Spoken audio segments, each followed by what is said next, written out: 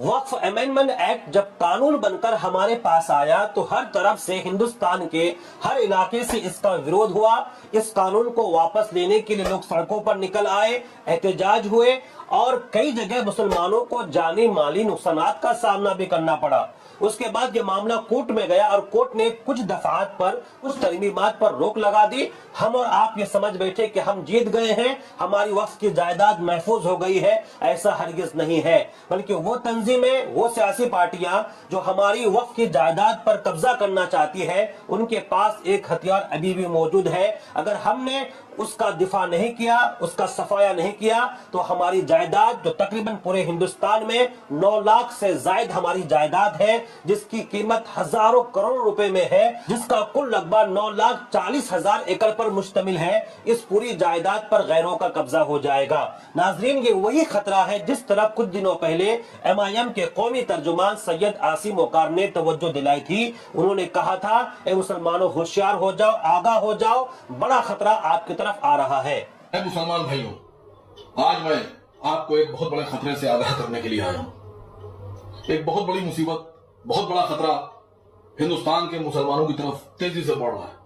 वक्त बहुत कम है और हम सब, मुझे लगता है कि सो रहे हैं। तो आखिर वो खतरा क्या है? वो खतरा है उम्मीद पोर्टल। नाज़रीन, मैं आपको बताऊं, सेंट्रल गवर्नमेंट ने जब ये कानून पेश किया और ये कुछ तरमीमें की, कुछ अमेंडमेंट किए, उन अमेंडमेंट में, तरमीमात में एक अमेंडमेंट, एक तरमीम ये भी थी कि वक्फ की जायदाद जितनी भी रजिस्टर है, मनकुला गैर मनकुला, तमाम जायदाद को असर-ए-नौ उम्मीद पोर्टल पर रजिस्टर करना होगा।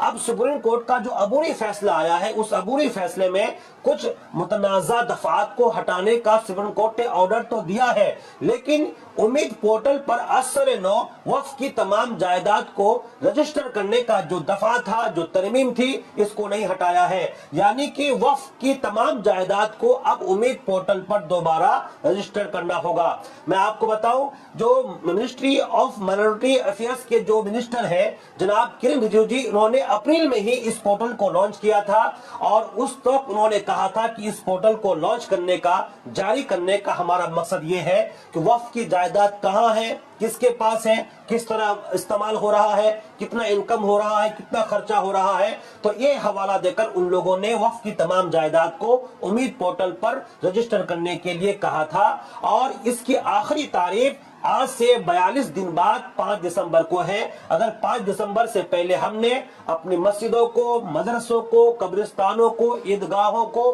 खानकाहों को और वक्फ की जमीन जहां जहां भी है, पूरे हिंदुस्तान में तकरीबन 8,70,000 हमारी जायदाद है, अगर हमने इन जायदाद को उम्मीद पोर्टल पर रजिस्टर नहीं किया तो अब उन जायदाद को वक्फ की जायदाद नहीं माना जाएगा, बल्कि उस पर सरकार कब्जा कर लेगी। तो इसलिए आपसे गुजारिश है कि इस वीडियो को शेयर कीजिए, इसको पूरा सुनिए। अब सबसे बड़ा मसला लोगों के सामने आता है कि उम्मीद पोर्टल क्या है। दरअसल उम्मीद पोर्टल एक शॉर्ट फॉर्म है, इसका फुल फॉर्म है the unified Waqf management empowerment efficiency and empowerment act. ये उसका फुल फॉर्म है। इसमें 2025 के 5 दिसंबर तक वक्फ की तमाम जायदाद को रजिस्टर करना होगा। आप कैसे रजिस्टर करेंगे, इसका लिंक कहाँ है? आपके मोबाइल की स्क्रीन पर ये उम्मीद पोर्टल का लिंक है। आप गूगल में जाइए, लिखिए उम्मीद पोर्टल 2025। लिखने के बाद आपके सामने सबसे पहले मिनिस्ट्री ऑफ माइनॉरिटी का जो ऑफिशियल वेबसाइट है आपके सामने खुलकर आ गया है। इस पर क्लिक कीजिए।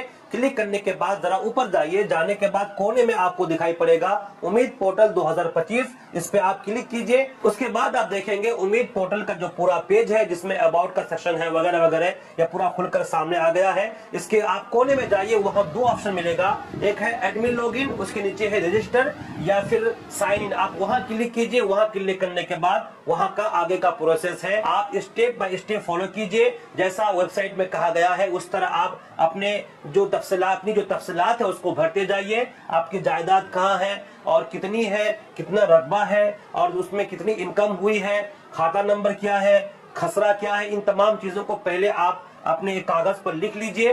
और मैं आपको बताना चाहता हूं कि all India Muslim personal law board ने भी इस तरफ अपील की है और तमाम लोगों से गुजारिश की है इसमें पेशकदमी करें। हिंदुस्तान में जहां जहां मस्जिदें हैं, मदारिस हैं, खानकाहें हैं, कब्रिस्तान हैं, ये वक्फ की जायदाद खाली पड़ी हुई है या किसी के कब्जे में है, वो खेती बाड़ी कर रहे हैं, तो उसकी पूरी तफसीलात को इकट्ठा करके उनके ज़मीनी कागजात को निकालें और उस इलाके का मुतवल्ली कौन है, मस्जिद का मुतवल्ली कौन है, ईदगाह, खानका या फिर जो वक्फ के जायदाद के मुतवल्ली कौन है, वो खुद अपनी तमाम जो उनकी जो तफसीलात है, खास तौर पर आधार कार्ड, उनका नाम, पता वगैरह तमाम चीजों को लेकर के हाजिर रहे। उसके बाद आप रजिस्टर करना शुरू करें। इंशाअल्लाह अज़्ज़ वजल इस काम को आप जितनी जल्दी करेंगे उतना ही अच्छा होगा, क्योंकि हमने जो तफसीलात बता की है उसके मुताबिक हमारी तकरीबन जो 9 लाख वक्फ की जायदाद है उसमें से बहुत कम लोगों ने अभी तक अपने वक्फ की जायदाद को मस्जिदों को, मदरसों को, खानकाहों को, ईदगाहों को रजिस्टर किया है। अगर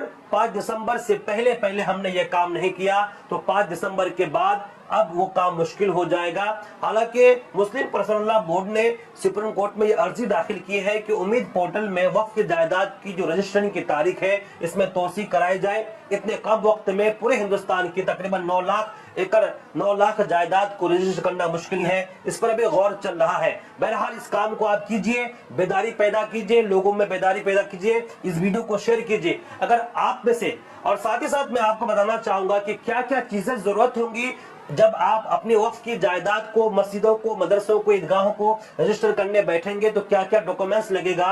तो इस हवाले से मुस्लिम पर्सनल लॉ बोर्ड ने एक पूरी तफसीलात जारी की है, आपकी स्क्रीन पर है, आप देख सकते हैं। अगर आपको ये चीज चाहिए या फिर आपको लिंक नहीं मिल रहा है तो इस नंबर पर हमें आप व्हाट्सएप कीजिए, हम आपको सारी तफसीलात भेज देंगे। आप आसानी के साथ इस काम को कर सकते हैं।